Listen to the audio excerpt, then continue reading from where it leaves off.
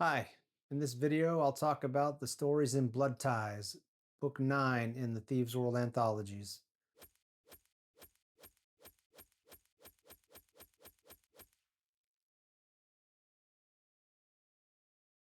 Like every other Thieves World book, except for the last one, Soul of the City, the Blood Ties book opens with an introduction story.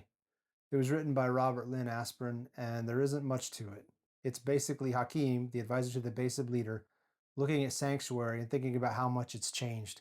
He's actually thinking about leaving when the base leader, named Shupenzi, comes to see him.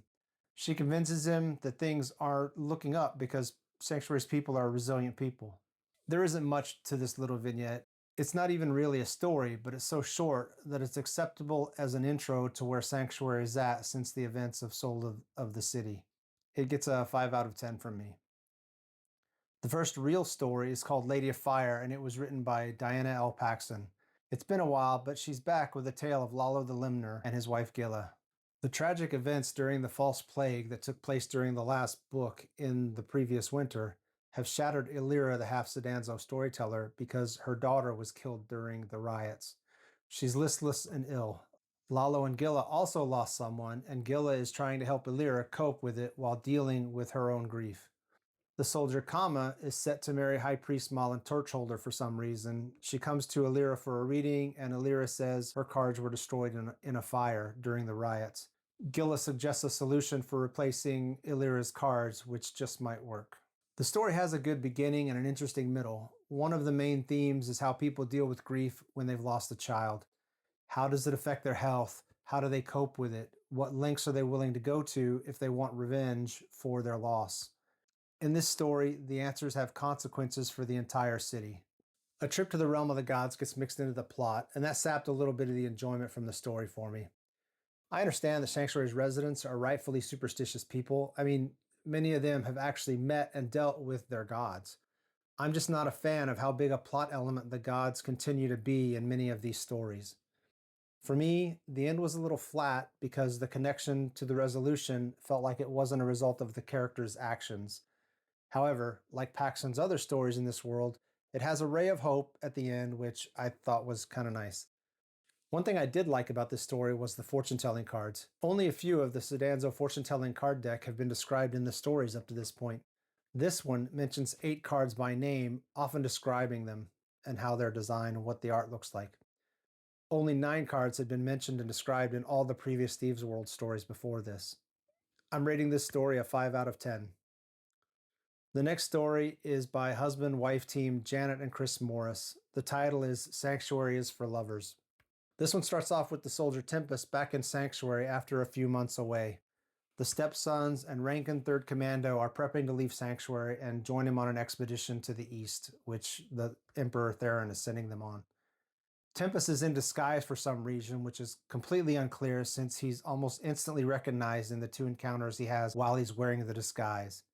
He runs into Zip, the leader of the Popular Front for the Liberation of Sanctuary, also known as the PFLS. During the encounter, Tempest tells Zip that he has a week to get all the factions in Sanctuary together and at peace. That means the Stepsons, the 3rd Commando, the Garrison PFLS, and anybody else that wants to cause problems within Sanctuary. He's got to gather them all together and get them to work together. Otherwise, he's going to be fair game, which means he's going to have a target on his back, and that's not what Zip wants out of life. This story had some issues. Zip is told that he has to get the factions together, but then he doesn't really do anything for that to happen. They come to him, which made the entire conversation with Tempest seem pointless and like a waste of time and paper. There are 2 acts of violence in this story that were pretty off-putting to me. Tempest's other goal for being in Sanctuary seemed to be there just to make sure he was an available adversary for future stories. I didn't hate this story, but I didn't like it all that much either. It pushed the idea that a major change with the factions inside Sanctuary is coming. I'd rate this one a 5 out of 10 at best. Next up is Lovers Who Slay Together by Robin Wayne Bailey. The woman who can't lose is back in this one. Favored by the gods, the former Gladiator champion Shania is up to something. Sanctuary as a whole may be better off because of it. Certain people within Sanctuary won't be. The Emperor Theron has left Sanctuary after an attempt on his life, and Shania is planning for his return. I can't say anything more than that without giving anything away. The story's put together well. There's a little mischief and a little intrigue that has big implications for Sanctuary. The author, Robin Wayne Bailey, sticks to Chinea as the main point of view character, which I really appreciate. I get tired of some of the POV hopping that other authors have done in this series. More than two POVs in a short story is probably too much. I really don't have much more to say about this one, except that it's worth the read. I'm rating it an 8 out of 10. The fifth story in Blood Ties is called In the Still of the Night and was put together by CJ Cherry. This one starts off with Haught, the slave turned wizard, hiding what's left of Roxanne in dead merchant Tasfalin Lancothas's house. Then it jumps to an encounter between Ashade and Tempest. Then it jumps to Stratton, who is following Tempest or Ashade, I'm not sure which. Ashade does some navel gazing as she considers the state of magic in Sanctuary and misses her most dangerous adversary, Roxanne. She also misses her former helpers / slaves, Haught and the undead Stilko, though she knows he's back to life once more. I'm not sure how Stilko returned to life. I don't remember it from previous stories. The story wasn't a story, though. All the events in this story are driven by events in the previous two stories. You couldn't pick this story up on its own and truly understand what's happening or why the characters care so much about certain things that are talked about in the story. I'm rating this one a 4 out of 10 because it was just a continuation of previous storylines, some of which were kind of melodramatic. The next story is No Glad in Gladiator by Robert Lynn Asprin. This one is an immediate continuation of Chinea's point of view from the end of the previous story. Chinea climbs out of the water at the wharf, and several men are waiting for her with a blanket. They take her to see Jubal, who she's been wanting an audience with since she returned to Sanctuary. There really isn't much to this story at all. It delves into a little bit of Jubal's background and provides some interesting bits about a gladiator's life. Jubal informs Chinea about the difference between attitudes one must have to survive the arena versus what one must know to survive battle on the streets. Chinea is surprised to hear the differences put so bluntly. There isn't really a story here, though. It's just an encounter between two of Sanctuary's characters. However, it does provide some interesting thoughts on the current power structure of Sanctuary and the possible battles that are to come. It points out that Chinea's recent actions have made it so that most of the factions within Sanctuary think she's stupid at best and too dangerous to trust at worst. Jubal tells her she's acted quite spoiled to this point, and he provides her some advice on how to overcome that problem. There's one quote that I really liked in this story. Jubal tells Chinea, "Revenge is a tempting side street, which usually turns out to be a dead end. All it does is lure you farther away from your original path." To me, this quote's pretty good and says a lot about where Jubal is coming from. The story comes across like an older, experienced man chastising a younger person for what they're doing wrong.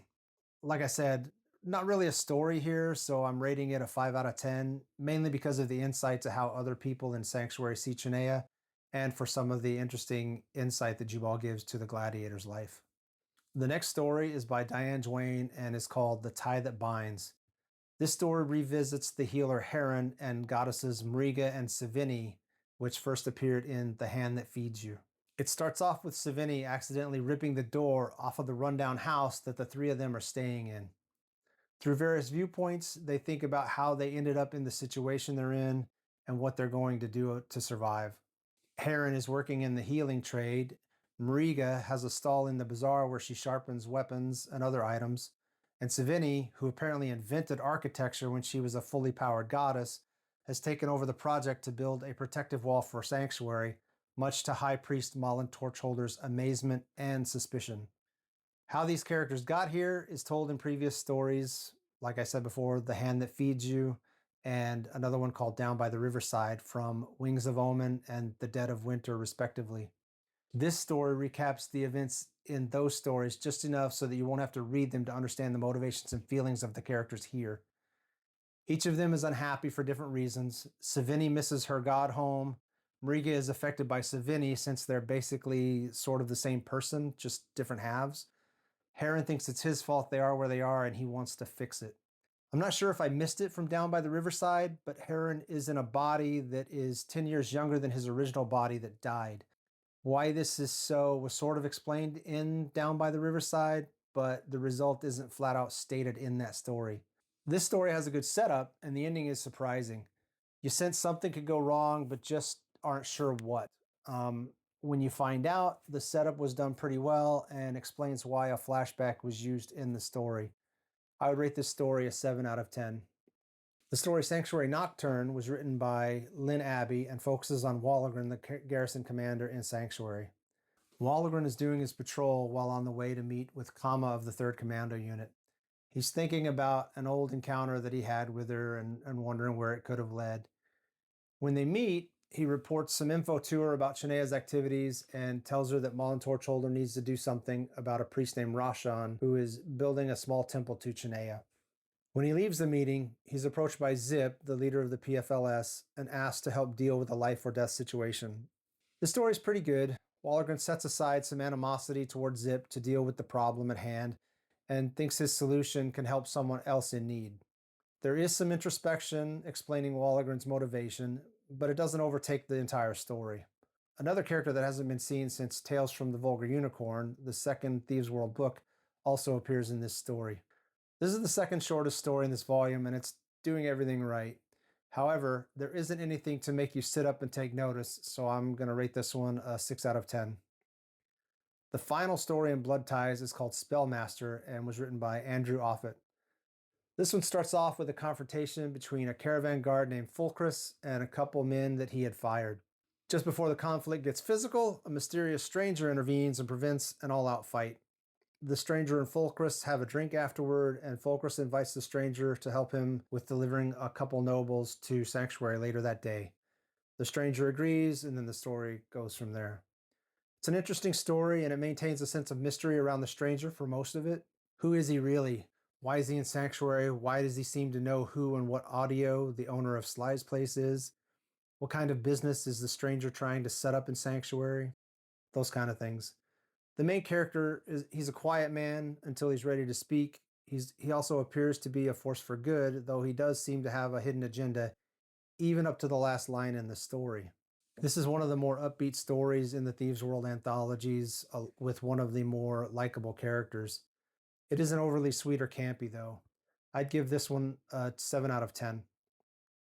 There's an Afterward that was written by CJ Cherry, who has 8 stories in Thieves World to this point, and she's got 2 more in the original books, as well as 2 more in the anthologies that came out in the early 2000s. In the Afterward, she talks a little bit about the way the writers all got around the table sometimes and threw ideas at each other. She says that writers come to Thieves World for the money but stay for revenge.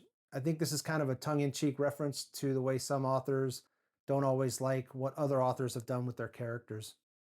The latter part of the essay talks about the solitary nature of being a writer and how Thieves World created kind of a different paradigm for writers if they were willing to take part in a shared world. It's a brief and interesting read, even if you don't have any authorly, if that's even a word, authorly aspirations. I'd rate it a 7 out of 10 since it's worth the few minutes it takes to read it.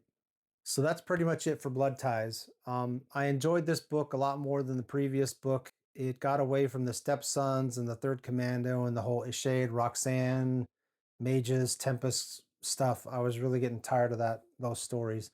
The stories in this book were a lot more self-contained and, in my mind, quite a bit more interesting and entertaining than the stories in the previous book.